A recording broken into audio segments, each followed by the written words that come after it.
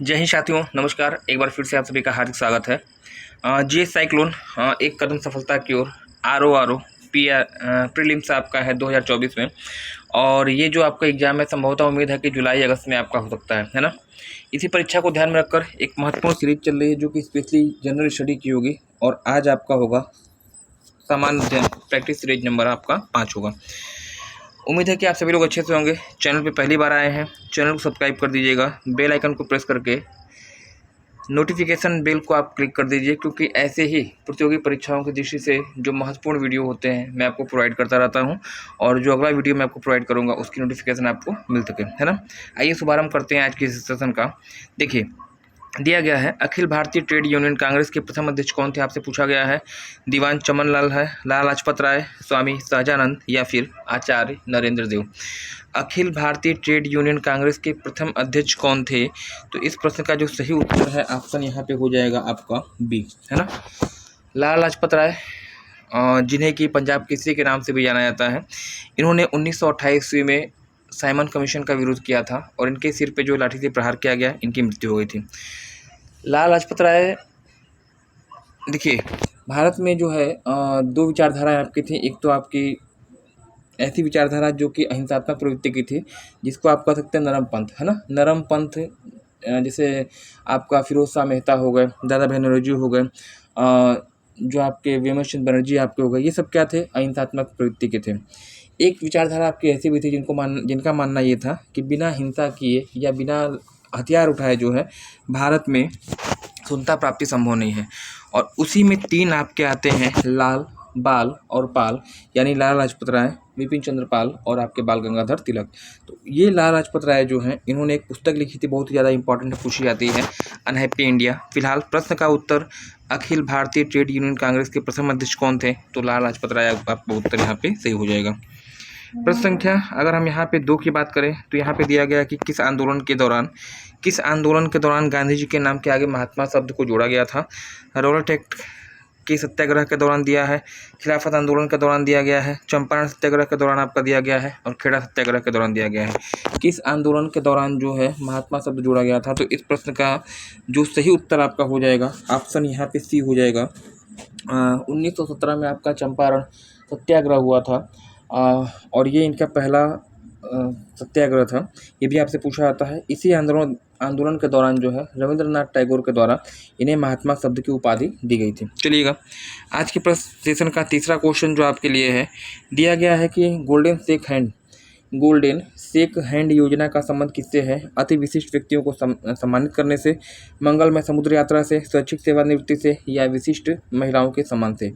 Golden shake hand योजना किससे related है? तो इस प्रश्न का जो सही उत्तर आपका होगा ऑप्शन यहाँ पे हो जाएगा सी, स्वैच्छिक सेवानिवृत्ति। ऐसे लोग जो खुद सेवानिवृत्ति चाहते हैं शारीरिक अक्षमता होने की वजह से, आपका सेकंड योजना आपका हो जाएगा। प्रश्न संख्या 4 की बात करिएगा। प्रश्न संख्या 4 की अगर बात कर लीजिए तो यहाँ पे आपका दिया गया है, इंग्लिश चैनल को पार करने वाली पहली महिला कौन थी?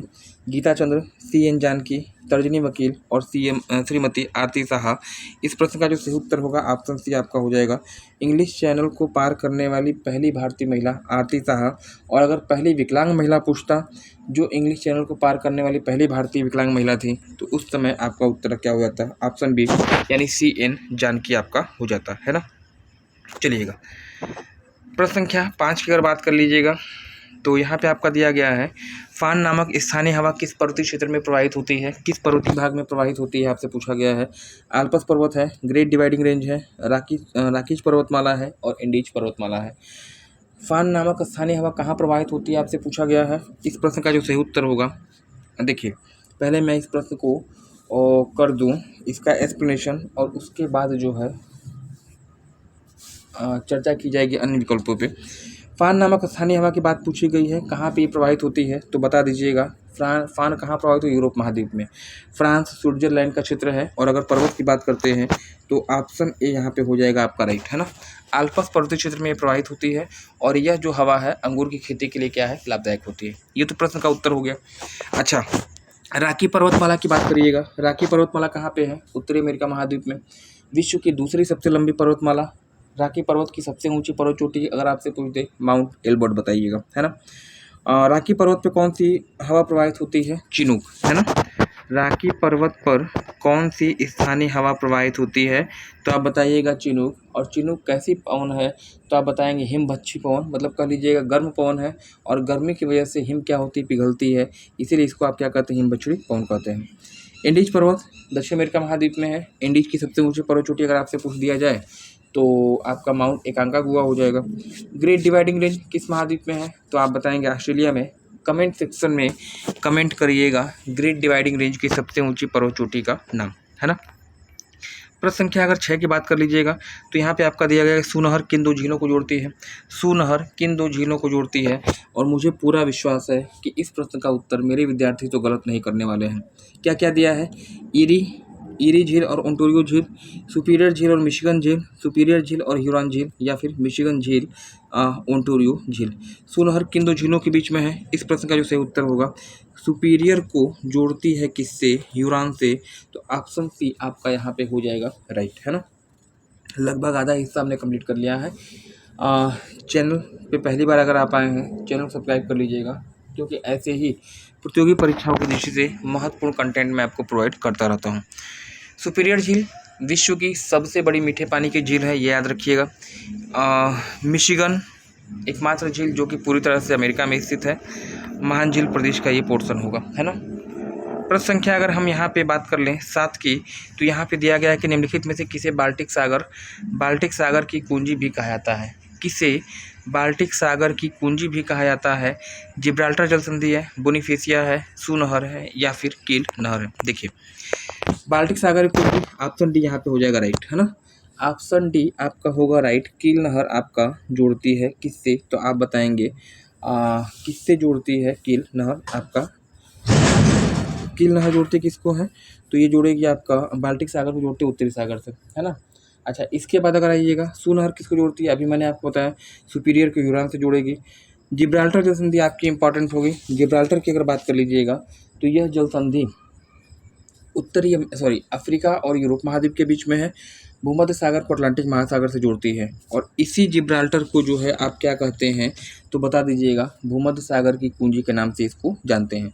फिलहाल प्रश्न का जो उत्तर है बाल्टिक सागर कुंजी किसे कहते हैं? कील नहर आपका उत्तर यहाँ पे हो जाना चाहिए। प्रश्न संख्या 8 की अगर बात कर लीजिएगा तो दिया गया है कि निम्नलिखित में से सबसे घनी आबादी वाला सार्क देश कौन है ना। सार्क देश कौन है? इंपॉर्टेंट क्वेश्चन है, याद रखिएगा। सार्क देश की स्थापना अगर पूछी जाए कब हुई थी?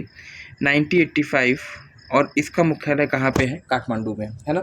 काठमांडू में 1985 में स्थापित है। दक्षिण एशियाई क्षेत्रीय सहयोग संगठन इसका मुख्यालय, मतलब इसका फुल नाम है, फुल फॉर्म होता है दक्षेस के नाम से जाना जाता है। मुख्यालय इसका कहाँ पे होगा? काठमांडू में।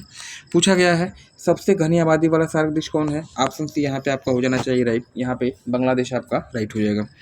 प्रश्न संख्या अगर 9 की बात कर लीजिएगा तो यहाँ पे आपका दिया गया है किस वर्ष भारत में सुप्रीम कोर्ट की स्थापना हुई थी? 1772, 1773, 1774 या फिर 1775? इस प्रश्न का जो सही उत्तर है आपका किस वर्ष भारत में सुप्रीम कोर्ट की स्थापना हुई थी? तो ऑप्शन सी यहाँ पे हो जाएगा आपका राइट, 1774 ईस्वी में। किसके बिहाफ पर? तो 1773 में आपका आता है क्या? तो रेगुलेटिंग एक्ट आता है, जिसके बिहाफ पर 1774 से भारत की सुप्रीम कोर्ट की स्थापना होती है। कहाँ पे होती है? तो सुप्रीम कोर्ट कलकत्ता में, है ना। आप मुझे कमेंट सेक्शन में कमेंट करके बताइएगा कि Calcutta high court supreme court के जो मुख्य न्यायाधीश कौन थे, उनका नाम बताइएगा, और उनके साथ 3 अन्य न्यायाधीश कौन कौन से थे आपको बताना होगा, है ना। आज के सेशन का अंतिम क्वेश्चन यहाँ पे 10 की अगर बात करिएगा, किस अनुच्छेद के तहत भारत के राष्ट्रपति की अधिमानी योग्यताओं का उल्लेख है, अधिमानी अर्हताओं का उल्लेख है, ये आपसे पूछा गया है ना। संविधान का क्वेश्चन है आपके लिए, किस अनुच्छेद के तहत पूछा गया है कि भारत के राष्ट्रपति की अधिमानी अर्हताओं को जो उल्लेख होगा? अनुच्छेद 55 है, अनुच्छेद 56 है, अनुच्छेद 57 है, और आपका अनुच्छेद 58 है। तो राष्ट्रपति की अधिमानी योग्यताएं किसमें हैं? ऑप्शन डी आप बताएंगे, अनुच्छेद 58 में, है ना। अनुच्छेद 55 क्या कहता है? निर्वाचन रीति, है ना। राष्ट्रपति का निर्वाचन किस रीति से होता है? तो आप बताएंगे अनुपातिक प्रतिनिधित्व प्रणाली, एकल नागरिकता के द्वारा इसका निर्वाचन किया जाता है। अनुच्छेद 56 में काल मतलब राष्ट्रपति का निर्वाचन काल कितने समय का होगा वो आपसे पूछा जाता है। और 57 क्या कहता है, राष्ट्रपति के पुनः निर्वाचन के लिए योग्यताओं का जो योग्यताएं होती हैं उस पर निर्धारण करता है अनुच्छेद 57। फिलहाल प्रश्न का उत्तर आपका क्या है, किस अनुच्छेद के तहत भारत के राष्ट्रपति की अधिमानी योग्यताएं होंगी, तो अनुच्छेद 58 आपका हो जाएगा राइट। कल मैंने आपसे प्रश्न पूछा था, आपने इसका उत्तर दिया भी है। पूछा गया था एकमात्र भारतीय गवर्नर जनरल कौन थे, तो दिया है डॉक्टर राजेंद्र प्रसाद, पट्टाभी सीतारामैया, सी राजगोपालाचारी और सरदार वल्लभ भाई पटेल। एकमात्र भारतीय गवर्नर जनरल ऑप्शन सी आपका हो जाएगा यहाँ पे राइट, सी राजगोपालाचारी, है ना। अच्छा, आज का प्रश्न आपसे है, अपेक्षित होगा इस प्रश्न का उत्तर। पूछा गया है बेरिंग स्ट्रेट, बेरिंग जल संधि किन दो महाद्वीपों के बीच में स्थित है, आपसे पूछा गया है। बेरिंग स्ट्रेट कहिएगा, बेरिंग जल संधि कहिएगा, किन दो महाद्वीपों के बीच में है, अफ्रीका और यूरोप महाद्वीप, एशिया और यूरोप महाद्वीप, उत्तरी अमेरिका और एशिया के बीच में, या फिर एशिया या ऑस्ट्रेलिया के बीच में। कमेंट सेक्शन में इस प्रश्न का उत्तर दीजिएगा। चैनल पे पहली बार आए हैं, चैनल को सब्सक्राइब कर लीजिए, बेल आइकन को प्रेस कर दीजिएगा, क्योंकि ऐसे ही प्रतियोगी परीक्षाओं की दृष्टि से महत्वपूर्ण कंटेंट मैं आपको प्रोवाइड करता रहता हूं। तो धन्यवाद, आज के लिए फिलहाल इतना ही, मिलते हैं अगले क्लास में। धन्यवाद, हैव ए नाइस